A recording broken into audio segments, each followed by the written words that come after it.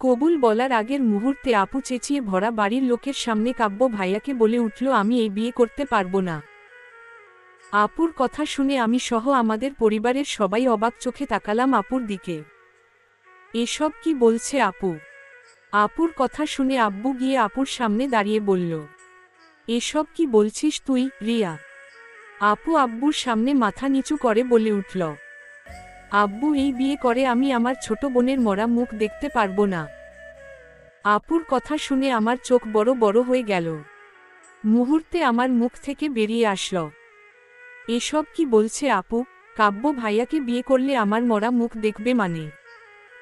আপুর কথা শুনে আব্বু বলে উঠল, মানে কি বলতে চাইছিস তুই? আমি বলছি মাইশা কাব্যকে ভালোবাসে, ওকে না পেলে ও মরে যাবে। আপুর কথা শুনে আমি চরম প্রকার শোকট খেলাম। চোখ বড় বড় করে তাকিয়ে রইলাম আপুর দিকে।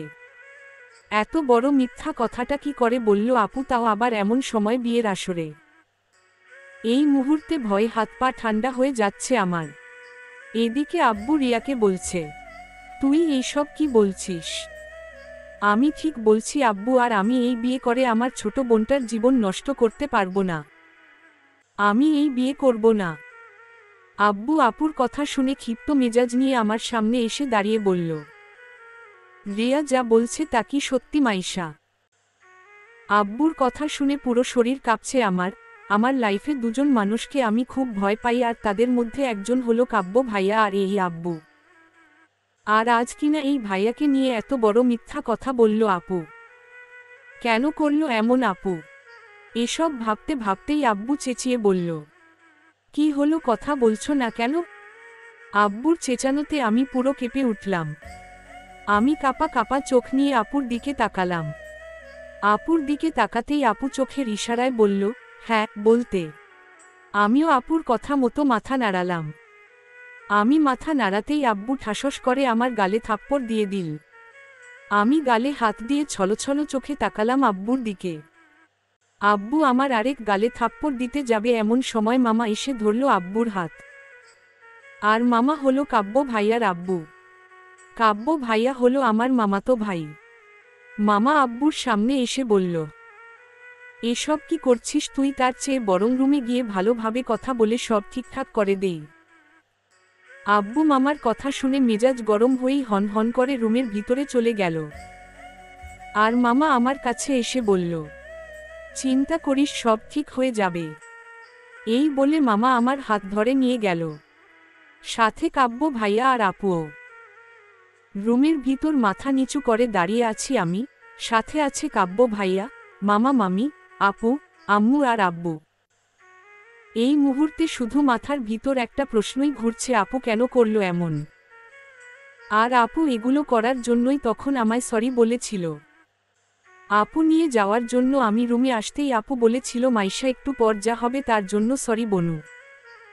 তখন আপুর কথাটা বলার কোনো কারণ বুঝতে পারিনি আমি, কিন্তু এখন সব বুঝতে পেরেছি আমি। এদিকে মামা আব্বুর হাত ধরে বলল, দেখ যা হওয়ার হয়ে গেছে, মাইশা যদি কাব্যের সাথে থাকতে চায় তাহলে আমরা কেন মানতে পারবো না? আর ভালোবাসা অন্যায় নয়, তাই আজকে কাব্যের সাথে মাইশার বিয়ে হবে। মামুর কথা শুনে বুকের ভিতর দোক করে উঠল আমার। কাব্য ভাইয়াকে বিয়ে করতে হবে ভাবতেই ভয় লাগছে আমার। কিন্তু এখন কি বলবো আমি বলে দিব আপু মিথ্যা কথা বলছে। এই ভেবে আব্বুকে কিছু বলতে যাব এমন সময় আপু আমার কাছে এসে বলল, তুই যদি এখন কাউকে কিছু বলিস তাহলে আমার মরা মুখ দেখবি। আপুর কথা শুনে বড় বড় চোখ নিয়ে তাকালাম আমি। আপুকে আমি খুব ভালোবাসি, তাই বলে আপু যাকে আমি ভয় পাই তার সাথে সারা জীবন কিভাবে থাকব? আর কাব্য ভাইয়াও বা কেন মেনে নিবে আমায়? সে তো আপুকে ভালোবাসে। এমন সময় মামু কাব্য ভাইয়াকে বলল, তোর কোনো আপই আছে মাইশাকে বিয়ে করতে? মামুর এ প্রশ্নে ওরে ভাইয়া নিশ্চয়ই না বলবে, কিন্তু আমায় অবাক করে দিয়ে হ্যাঁ বলল। আমি চরম প্রকার শোকট। কি বলল ভাইয়া? আমার বিয়ে করতে তার কোনো আপই নেই? ভাইয়ার কথা যেন আমার কানে এখনো বাজছে। মামু সবাইকে খুব সুন্দর করে বুঝিয়ে দিল। যার ফলে সবাই মেনে নিল আমায়। আর ভাইয়ার সাথে আমার বিয়ে দিতে কারো কোনো আপত্তি নেই। কে কি বলছে সব যেন আমার মাথার উপর দিয়ে যাচ্ছে। আমি পাথরের মতো শুধু সব শুনে যাচ্ছি। কনের বেশে সাজানো হলো আমায়। চোখের পানি যথাসম্ভব আটকে রাখার চেষ্টা চালিয়ে যাচ্ছি আমি। কি হওয়ার কথা ছিল আর কি হচ্ছে। অবশেষে কাজী আমায় কবুল বলতে বলল। আমি এখনো চুপ করে আছি। কি হচ্ছে না হচ্ছে বুঝতেই পারছি না। আমি যেন ভিতর থেকে পাথর হয়ে গেছি। কাজী কয়েকবার কবুল বলার পর অবশেষে কবুল বলে দিলাম আমি। সাথে সাথে সবাই আলহামদুলিল্লাহ বলে ফেলল। এদিকে আপু ভিতরে ভিতরে প্রচুর পরিমাণ খুশি হয়েছে। আবার মাইশার সাথে এমনটা করার জন্য অনুতপ্ত হচ্ছে। এমন সময় রিয়ার মাথায় হাত দিল আব্বু। তারপর বলে উঠল, এখন তোর কি হবে রিয়া? কিছু হবে না আব্বু, আমার বোনের সুখের জন্য আমি সব করতে পারি। এমন সময় একজন মহিলা এসে আব্বুকে বলল, আপনি কিছু মনে না করলে আমি একটা কথা বলবো। হুম বলুন। আপনার এই বড় মেয়েকে আমার খুব পছন্দ হয়েছে। আপনি চাইলে এখনই আমার ছেলে রাসেলের জন্য আপনার এই মেয়েকে আমি বউ বানিয়ে নিয়ে যেতে চাই। আব্বু কিছুক্ষণ নিশ্চুপ থেকে আপুর দিকে তাকালো, তারপর বলে উঠল, তুমি কি বলো? আব্বু তুমি যা চাইবে তাই হবে। আব্বু আপুর কথা শুনে রাজি হয়ে গেল। তারপর ওই মহিলাও তার ছেলেকে সামনে আনলো আব্বুর। আপু ছেলেটি দেখে মুচকি হাসল। তারপর ওই কাজীর কাছে গিয়েই আব্বু বলল আপুর বিয়ের কথা। সবাই সব শুনে প্রায় খুশি। তারপর আপুকে আর ওই ছেলেকে বিয়ে আসরে বসানো হলো। তারপর কাজী তাদের বিয়েও পড়াতে শুরু করল। কিছুক্ষণের মধ্যেই কবুলের মাধ্যমে বিয়ে পড়ানো হয়ে গেল। এত কিছু হয়ে গেল, তারপরও আমি পাথরের মতোই বসেছিলাম, যেন কোনো কিছুই কানে পৌঁছাচ্ছিল না। একজনের বিয়ে দিতে এসে দুজনের বিয়ে হয়ে যাবে তা আমি ভাবতেও পারিনি। সবশেষে দু বোনের একসাথেই বিদায় দেওয়া হলো। আমি এতটাই শোকত ছিলাম যে আমার চোখ বেয়ে শব্দহীন পানি পড়তেছিল। গাড়িতে উঠতেই বুকের ভিতরটা কেমন যেন করে উঠল। আমি ঢলে পড়লাম কারো উপর, হয়তো কাব্য ভাইয়ার। আর কিছু মনে নেই, সব অন্ধকার হয়ে গেল। আমি অজ্ঞান হয়ে গেলাম। জ্ঞান ফিরতেই নিজেকে সাজানো ফুলের বিছানায় দেখতে পেলাম। মুহূর্তেই সবকিছু মনে পড়তেই আমি চেঁচিয়ে কেঁদে দিলাম। এক পর্যায়ে কাঁদতে কাঁদতে ঘুমিয়ে পড়লাম আমি। রাত 2:00 কাব্য রুমে ঢুকেই টেবিলের উপর থাকা কাচের গ্লাসটা চেপে ধরে ভেঙে ফেলল। আচমকা কোনো কিছু ভাঙার আওয়াজ শুনে ঘুম ভেঙে গেল আমার। তারপর উঠে যা দেখলাম তা দেখে ভয় কলিজা কেঁপে উঠল। টপ টপ করে রক্ত পড়ছে কাব্য ভাইয়ার হাত থেকে। আমি তা দেখে রীতিমতো ভয়ে ঘাবড়ে গেলাম। তারপর ভাইয়ার হাতের রক্ত দেখে কেন জানি না খুব কষ্ট হলো। তারপর ভারী লেহেঙ্গা ধরে বিছানা থেকে উঠে দৌড়ে ভাইয়ার সামনে দাঁড়িয়ে বললাম, এসব কি করছো তুমি ভাইয়া? ভাইয়া কিছু বলল না, শুধু অগ্নি দৃষ্টি নিয়ে তাকালো আমার দিকে। আমি রীতিমতো ভাইয়ার চোখ দেখে ভয়ে আধমরা হয়ে যাচ্ছি। তারপর এই মুহূর্তে ভয়টাকে উপেক্ষা করে ড্রয়ার থেকে স্যাভলন আর ব্যান্ডেজ বের করে ভাইয়ার সামনে দাঁড়িয়ে বললাম, ভাইয়া তোমার হাত ব্যান্ডেজ করে দেই, রক্ত পড়ছে। ভাইয়া চেঁচিয়ে বলল, তোকে এত দরদ দেখাতে হবে না আমার উপর, তুই গিয়ে ঘুমিয়ে পড়। ভাইয়ার কথা শুনে কিছুক্ষণ চুপ থেকে বলে উঠলাম, প্লিজ ভাইয়া আগে তোমার হাতটা ব্যান্ডেজ করে দেই। ভাইয়া আমার কথা শুনে কিছু বলল না। ভাইয়ার চুপ থাকাটা দেখে আমি এক বুক সাহস নিয়ে ভাইয়াকে ধরে বিছানায় বসিয়ে দিলাম। তারপর আস্তে আস্তে করে হাতটা পরিষ্কার করে ব্যান্ডেজ করে দিতে লাগলাম। এদিকে কাব্য ভিতরে ভিতরে খুব খুশি হয়েছে মাইশার কাজে, কারণ মাইশা তার জন্য ভাবে। এই প্রথমবার মাইশা সাহস করে নিজ ইচ্ছে তার হাত ধরেছে। আর কাব্যের রেগে যাওয়ার কারণটা হলো বিয়ের অনুষ্ঠানে মাইশা একটা ছেলের সাথে হেসে হেসে কথা বলেছিল। তখন থেকেই কাব্য প্রচণ্ড বেগে রেগে ছিল মাইশার উপর। আর রুমে ঢুকে মাইশাকে ঘুমিয়ে থাকতে দেখে আরও রেগে যায় কাব্য। আমচকা কাব্য আহ করে শব্দ করে উঠে সাথে সাথে মাইশা কাব্যের হাতে ফু দিতে থাকে। ভাইয়ার হাতে ব্যান্ডেজ দিয়ে ভাইয়া বলে উঠলাম, তুমি বিছানায় শুয়ে পড়ো ভাইয়া। আমার কথা শুনে ভাইয়া বলে উঠল, আর তুই? আমি ওই সোফাটায় ঘুমিয়ে পড়ছি, তুমি ঘুমাও। সোফায় ঘুমাতে হবে না, বিছানায় ঘুমাবি তুই। কিন্তু তুমি?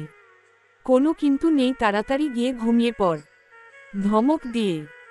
ভাইয়ার ধমক শুনে আমি আর কিছু বললাম না, চুপ করে বিছানার মাঝখানে একটা কোলবালিশ রেখে ঘুমিয়ে পড়লাম। এদিকে কাব্য মাইশার কাজে মনে মনে হাসল, কিন্তু বাহিরে তা প্রকাশ করল না। তারপর সেও গিয়ে ঘুমিয়ে পড়ল বিছানায়। শাড়ি হাতে নিয়ে দাঁড়িয়ে আছি আমি। প্রচণ্ড বেগে বিরক্ত লাগছে আমার, শাড়ি পরতে পারছি না। পাক্কা 1 ঘন্টা যাবৎ ট্রাই করছি এই শাড়ি পরার, কিন্তু কোনোভাবেই শাড়ির কুচি দিতে পারছি না আমি। এদিকে বিছানায় ঘুমিয়ে আছে কাব্য ভাইয়া, না জানি কখন উঠে পড়ে। তাহলে তো আমার মান সম্মান সব চলে যাবে। এখন কি করব? হঠাৎই মাথায় ইউটিউব আন্টির কথা মনে পড়ল। ব্যাস মোবাইলটা হাতে নিয়ে ইউটিউব আন্টিদের একটা ভিডিও দেখতে লাগলাম আমি। বেশ কিছুক্ষণ পর কোনোরকমের কুচি দিলাম আমি, কিন্তু খুব একটা ভালো হলো না হয়তো। ধুর শালা, এইভাবে বিয়ে হবে? আগে জানলে কিভাবে শাড়ি পরতে হয় মায়ের কাছ থেকে শিখে নিতাম। ধুর, ভালো লাগছে না। একরাশ বিরক্ত মাখা মুখ নিয়ে সোফায় বসে পড়লাম আমি। এমন সময় কারো হাসির আওয়াজ শুনে সামনে তাকালাম। সামনে তাকাতেই অবাক আমি, কারণ কাব্য ভাইয়া হাসছে। আশ্চর্য, এভাবে হাসার কি আছে? বুঝতে পারছি শাড়ি পরা হয়নি, তাই বলে এইভাবে হাসতে হবে নাকি? মেজাজটা আরও গরম হয়ে গেল। আমি সোফা থেকে উঠে দাঁড়িয়ে বললাম, এভাবে হাসার কি আছে? শাড়িটাই তো পরতে পারিনি। কোনো ব্যাপার না, এখনই মামুনির কাছে গিয়ে আমি শাড়ি পরে আসছি। এই বলে পা বাড়াতে নিয়েও আবার থেমে গেলাম। কেন জানি না, একটু সংকোচ বোধ হচ্ছে। কালকে যা হলো। এদিকে কাব্য মাইশাকে দাঁড়িয়ে থাকতে দেখে হয়তো বুঝতে পেরেছে মাইশা কেন যাচ্ছে না। কাব্য কিছুক্ষণ মাইশার দিকে তাকিয়ে থেকে বিছানা থেকে নেমে এগিয়ে গেল মাইশার দিকে। হঠাৎ করে ভাইয়াকে এইভাবে কাছে আসতে দেখে ভয়ে ঘাবড়ে গেলাম আমি। ভাইয়া আসতে আসতে অনেকটা কাছে চলে আসলো আমার। আমি চুপটি করে দাঁড়িয়ে আছি, ভিতরে ভিতরে বুক কাঁপছে আমার। হঠাৎই ভাইয়া বলল, আমি পরিয়ে দিচ্ছি। ভাইয়ার কথা শুনে অটোমেটিক চোখ বড় বড় হয়ে গেল আমার। কি বলছে কি ভাইয়া? তুমি শাড়ি পরিয়ে দিবে আমায়? হুমা। হাজারো অনিচ্ছা থাকা সত্ত্বেও এক প্রকার বাধ্য হয়ে শাড়ি পরতে হলো ভাইয়ার কাছে। ভাইয়া কুচি ঠিক করে দিয়ে চলে গেল ওয়াশরুমে। আর আমি এখনো শোকট মুডে দাঁড়িয়ে আছি, কি করে পারল ভাইয়া শাড়ি পরাতে। এমন সময় ফোনটা বেজে উঠল আমার। উপরে আপুর নাম দেখে একরাশ অভিমান নিয়ে ফোনটা তুলে বললাম আমি, তুমি খুব পচা আপু, কেন করলে এমন আপু? কেন এত বড় মিথ্যা কথা বলালে আমাকে দিয়ে? এই বলে কেঁদে দিলাম আমি। আপু আমাকে এইভাবে কাঁদতে দেখে শান্ত গলায় বলল, শান্ত হয় মাইশা, আমি তোকে সব বলছি। আপুর কথা শুনে আমি নিজেকে শান্ত করে বললাম, বলো কেন এমন করলে? আপু এক দীর্ঘ শ্বাস ফেলে বলল, তুই তো জানিস আমি একটা ছেলেকে ভালোবাসি, কিন্তু আব্বুর ভয়ে আমি তো ওর কথা বলতেই পারলাম না, তাই বাধ্য হয়ে এই মিথ্যা কথাটা বলতে হলো। আমার ক্ষমা করে দে বোন। কিন্তু এখন তোমার আরেকজনের সাথে বিয়ে হয়ে গেছে সেটা। আপু মুচকি হেসে বলল, আমি যাকে ভালোবাসি তাকেই বিয়ে করেছি বোন, কারণ ওই হলো রাসেল, আমার ভালোবাসার মানুষ। আপুর কথা শুনে আমি যেন অবাকের চরম সীমানায় পৌঁছে গেলাম। বাহ, এত সুন্দর নাটক করলা কালকে। সরি মাইশা, আমি জানি আমি যেটা করেছি সেটা হয়তো আমার করা উচিত হয়নি, কিন্তু বিশ্বাস কর এটা করা ছাড়া আর কোনো উপায় ছিল না। সব বুঝতে পেরেছি, কিন্তু তাই বলে আপু কাব্য ভাইয়ার সাথে আমি কি করে থাকবো তুমি বলো? তুমি তো জানো আমি ভাইয়াকে কতটা ভয় পাই।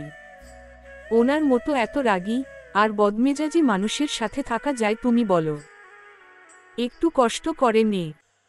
তবে আজ একটা কথা বলি, আমার এই কাজের জন্য একদিন তুই আমায় ধন্যবাদ দিবি, কারণ কাব্য যে তোকে এতটুকু শুনতাই এমন সময় পিছন কাব্য ভাইয়া বলে উঠল, কার সাথে কথা বলছিস তুই?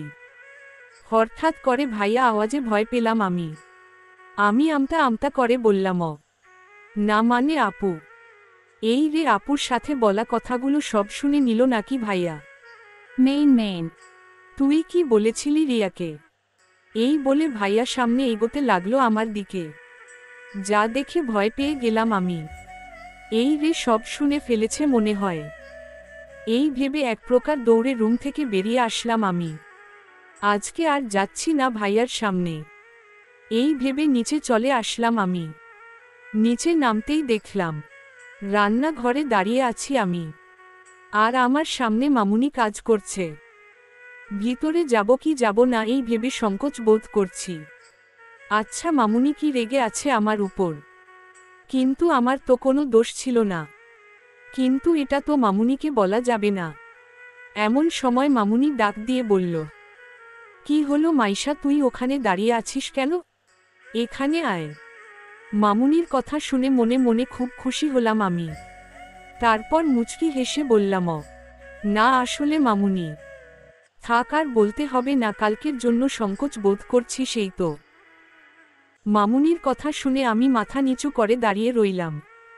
মামুনি আমায় এইভাবে দাঁড়িয়ে থাকতে দেখে বলে উঠল, আমার তোর উপর কোনো রাগ নেই, যেটা আছে সেটা হলো অভিমান। কারণ কি জানিস? তুই আমায় এতটাই পর মনে করিস যে তুই কাব্যকে ভালোবাসিস, এটা বললে আমরা মেনে নিতাম না। আমি নিজেই জানতাম না তোমায় কি করে বলতাম বলতো, বীর করে। কি বললি? না কিছু না। আসলে মামুনি কি বলো তো, তুমি তো জানো আপু আর কাব্য ভাইয়ার বিয়েটা সেই ছোটবেলা থেকে তোমরা ঠিক করে রেখেছিলে। তাই আর কি। তাই সব মুখ বুঝে সহ্য করে নিলি। আর যাই হোক, তুই অত্যন্ত কাব্যকে তো বলতে পারতি। আরে ধুর, কি বলতাম আমি? কাব্য ভাইয়া আমায় ভালোবাসে নাকি? নিশ্চয়ই কালকে আপু জোর জবরদস্তি করে ভাইয়াকে বিয়ে করতে বাধ্য করেছিল, তাই হয়তো বিয়ে করেছিল মনে মনে। কি হলো, কি ভাবছিস? কিছু না, সরি মামুনি, আর হবে না। মামুনি কিছু না বলেই খাবার নিয়ে চলে গেল টেবিলের কাছে। আমিও মন খারাপ করে দাঁড়িয়ে রইলাম। সবাই আমাকে ভুল বুঝছে। কিছুক্ষণের মধ্যেই মামাও চলে আসলেন টেবিলের কাছে। তারপর আসলো তানিশা। আর তানিশা হলো কাব্যের ছোট বোন, তবে আমার তানিশা আর আমার বয়স সেম। আমার দুজনেই একসাথে একই ভার্সিটিতে পড়ি। আর আমরা দুজনেই অনার্স প্রথম বর্ষের ছাত্রী। তারপর আমাকেও ডাক দিল মামুনি। আমিও আর কিছু না ভেবে গিয়ে বসে পড়লাম তানিশার পাশে। এমন সময় নিচে নামলো কাব্য ভাইয়া। ওনাকে দেখেই বুকের ভিতর দোক করে উঠল, তখনকার বিষয়টার কথা মনে করেই। তবে এই মুহূর্তে নিশ্চিত আছি কিছু বলবে না, কারণ এখানে এখন সবাই আছে। তারপর আর কি, সবাই মিলে খাবার খেতে শুরু করলাম। এমন সময় মামু বলে উঠল, কাব্য, এখন থেকে তুমি মাইশা আর তানিশাকে একসাথে ভার্সিটিতে পৌঁছে দিয়ে অফিস যাবে। বিনিময়ে ভাইয়া কিছু বলল না, চুপচাপ ব্রেকফাস্ট করে রুমে চলে গেল। কিছুক্ষণের মধ্যে মামা মামি দুজনেই চলে গেল। সবাই চলে যাওয়া দেখেই ঠাস একটা চাটি মারলাম আমি তানিশার মাথায়। কারণ বইনটা আমার সাথে কথা বলছে না। আমার চাটি খেয়ে তানিশা বিরক্তি ছাপা মুখ নিয়ে বলল, তুই আমার সাথে বলবি না, শয়তান মাইয়া, তোর সাথে আরি। তানিশার কথা শুনে কিছু না বলে ওকে পিছন থেকে জড়িয়ে ধরলাম আমি। তারপর বললাম, কেন বইন, কি হচ্ছি, আমি কি করছি? তুইও কি সবার মতো আমাকে ভুল বুঝলি? মন খারাপ করে? তুই কি করে পারলি বলতো এত বড় কথাটা লুকাতে, যে তুই কাব্য ভাইয়াকে ভালোবাসিস? সবার কথা না হয় বাদ দিলাম, আমাকে তো বলতে পারতি। তুই জানিস কালকে রিয়া আপুর মুখে কথাগুলো শুনে আমার কতটা কষ্ট হয়েছিল। এই তুই আমায় বেস্ট ফ্রেন্ড ভাবিস। এতক্ষণ পর বুঝতে পারলাম বইন আমার সাথে রাগ কেন করছে। আমি তানিশাকে আর কিছু বলার সুযোগ না দিয়েই ওর হাত ধরে ওর রুমে নিয়ে গেলাম। তারপর ওকে সব খুলে বললাম। সব শুনে ও অবাক হাঁ হয়ে তাকিয়ে আছে আমার দিকে। ওর এইভাবে তাকিয়ে থাকা দেখে আমি বলে উঠলাম, তো দেখ, যেখানে আমি নিজেই জানতাম না সেখানে তোকে কি করে বলতাম বলতো? ও হেই ব্যাপার, কিন্তু আমি ভাবছি ভাইয়ার কথা কি করে মেনে নিল তোকে? কি করে আবার? আপু নিশ্চয়ই বাধ্য করেছিল ভাইয়াকে। আমার কথা শুনে হাসল তানিশা। এই কথা মাঝখানে ওর এইভাবে উচ্চস্বরে হাসার কারণটা না বুঝতে পেরে বললাম, আমি। আশ্চর্য, এখানে আমি হাসার মতো কি বলছি যে তুই এইভাবে হাসছিল? কিন্তু তানিশা তার হাসি থামাতে পারছে না। আশ্চর্য, এভাবে হাসার কি আছে? কিছুক্ষণের মধ্যেই তানিশা তার হাসি থামিয়ে দিয়ে বলল, তুই এখানো কাব্য ভাইয়াকে ভাইয়া ডাকছিস? ও হেই ব্যাপার, আরে এতদিনের অভ্যাস কি আর একদিনে যাবে বল? তাই তো ভাইয়া ভাইয়া আসছে। সব বুঝতে পারছি, তবে হ্যাঁ আমার সামনে বলেছিস ভালো কথা, আবার অন্য কারো সামনে দাঁড়িয়ে বলিস না ওকে। তারপর আর কি পুরো সকালটা তানিশার সাথে গল্প করতে করতেই কাটিয়ে দিলাম। সারাদিন এটা ওটা করে কেটে গেল। আজকে একবারও ভাইয়া সামনে যাইনি। না জানি সামনে গেলে কি করতো আমায়। কিন্তু এখন তো রাত হয়ে গেছে, এখন কি করব? রাতে তো যেতেই হবে। সবাই খাবার খেয়ে যে যার রুমে চলে গেছে। তানিশাকে বললাম আজকে তোর সাথে ঘুমাই, কিন্তু শয়তানরায় রাজি হলো না। তোর কপালে বর জুড়বে না, দেখিস। বান্দর মাইয়া, একদম ভাইডার মতো হইছে, খালি রাগটা নেই। এই সব বলতে বলতে এক পা করে রুমে দিকে এগোচ্ছি আমি। রুমের কাছে আসতেই আস্তে করে রুমের দরজাটা খুলে উকি দিলাম। অদ্ভুত বিষয়, ভাইয়া রুমে নেই। গেলাকায় এমন সময় পিছন থেকে কেউ বলে উঠল, তুই এইভাবে চোরের মতো উকি দিচ্ছিস কেন? আচমকা এমনটা বলাতে আমি ভূত দেখার মতো চমকে উঠলাম। পিছন ঘুরে তাকিয়ে ভাইয়াকে দেখে ভয়ে ঘাবড়ে গেলাম আমি। আমতা আমতা করে বললাম, ইয়ে মানে কই কিছু না তো। সত্যি কিছু না? তাহলে এতটা ভয় পাচ্ছিস কেন? ভয়ে কেন পেতে যাব? তুমি বাঘ না ভাল্লুক যে ভয় পাবো আমি? তার মানে তুই আমায় ভয় পাচ্ছিস না? না। আচমকা ভাইয়া আমার কথা শুনে সামনে এগোতে লাগলো। আমি ঘাবড়ে গিয়ে রুমের ভিতর ঢুকে গেলাম। ভাইয়া রুমে ঢুকেই দরজা বন্ধ করে দিল। যা দেখে আরো ভয় পেলাম আমি। এই রে, আমায় আবার মারবে নাকি? আল্লাহ, এই বারের মতো বাঁচিয়ে দেও আমায়। কথা দিচ্ছি আর জীবনে কোনোদিন ভাইয়াকে রাগী বদমেজাজি বলল না। ভাইয়া দরজা বন্ধ করে দিয়ে আমার দিকে এগোতে লাগলো। যা দেখে আমি আমতা আমতা করে বললাম, দেখ ভাইয়া, তুমি কিন্তু এখন আমার সাথে রাগারাগি করতে পারো না। ওহ তাই নাকি? কেন পারবো না শুনি? দেখ ভাইয়া, তুমি এইভাবে এগোলে আমি কিন্তু চিৎকার দিব। হুম দে, নাকে বারণ করেছে। আমি কিন্তু সত্যি সত্যি দিব। হুম দে। এক পর্যায়ে আমি দেয়ালের সাথে লেগে গেলাম। কিন্তু ভাইয়ার থামার কোনো নাম দেখছি, তাই বললাম, আচ্ছা যাও, সরি ভাইয়া, আর হবে না, আমি আর কোনোদিন কিছু বলবো না। তা কি যেন বলেছি শ্রিয়াকে আমি কেমন? কি বলেছি? কিছু বলিনি, শুধু বলেছি তুমি খুব ভালো। একদম মিথ্যা বলবি না। এদিকে ভাইয়া আমার এতটা কাছে চলে এসেছে যে ভাইয়ার নিঃশ্বাসের শব্দ শুনতে পারছি আমি। কেমন যেন এক অদ্ভুত অনুভূতি হচ্ছে, তার সাথে অস্বস্তি লাগছে। সরি ভাইয়া, আর হবে, এইবারের মতো ক্ষমা করে দেও। ভাইয়া কিছুক্ষণ চুপ থেকে বলল, ঠিক আছে, তবে আমার একটা শর্ত আছে। কি শর্ত? আজ সারারাত তুই আমার মাথা টিপে দিবি। কি? আমি পারবো না। তুই পারবি না? এই বলে ভাইয়া আমার দিকে আরো ঝুঁকে গেল। ভাইয়ার হঠাৎ করে এইভাবে ঝুঁকে যাওয়া দেখে ভয়ে চোখ বন্ধ করে চেঁচিয়ে বলে উঠলাম, হুম পারবো পারবো। এদিকে মাইশার মুখের দিকে তাকিয়ে মুচকি হেসে কাব্য বলল, এই তো গুড গার্ল। তারপর কাব্য আস্তে করে সরে আসলো মাইশার কাছ থেকে। তারপর গিয়ে বিছানায় শুয়ে পড়ল। বেশ কিছুক্ষণ চোখ বন্ধ করে থেকে আস্তে চোখ খুলে দেখলাম ভাইয়া বিছানায় শুয়ে আছে। আচমকা ভাইয়া বলে উঠল, কি হলো, আর কতক্ষণ লাগবে? এই তো আসছি। তারপর আর কি অনিচ্ছা থাকা সত্ত্বেও গিয়ে ভাইয়ার মাথা টিপতে লাগলাম। আর মনে মনে হাজারটা গালি দিতে লাগলাম, শালা তোর কোনো দিন ভালো হবে না, একটা হনুমান গরু, ছাগল, মহিষ। এদিকে কাব্য বুঝতে পারছে মাইশা মনে মনে তাকে গালি দিচ্ছে, তারপরও কিছু বলল না, মনে মনে হাসছে সে। বেশ কিছুক্ষণ মাথা টিপে দেওয়ার এখন হাত ব্যথা করছে আমার, কিন্তু এই হনুমানটা তা দেখতে পাচ্ছে না, তার মতো সে আরামে ঘুমিয়ে আছে। এভাবে করতে করতে কখন যে ঘুমিয়ে গেলাম বুঝতেই পারিনি। এদিকে কাব্য চোখ খুলে মাইশা ঘুমিয়ে পড়তে দেখে আস্তে করে ওকে শুইয়ে দিয়ে ওকে জড়িয়ে ধরে ঘুমিয়ে পড়ল।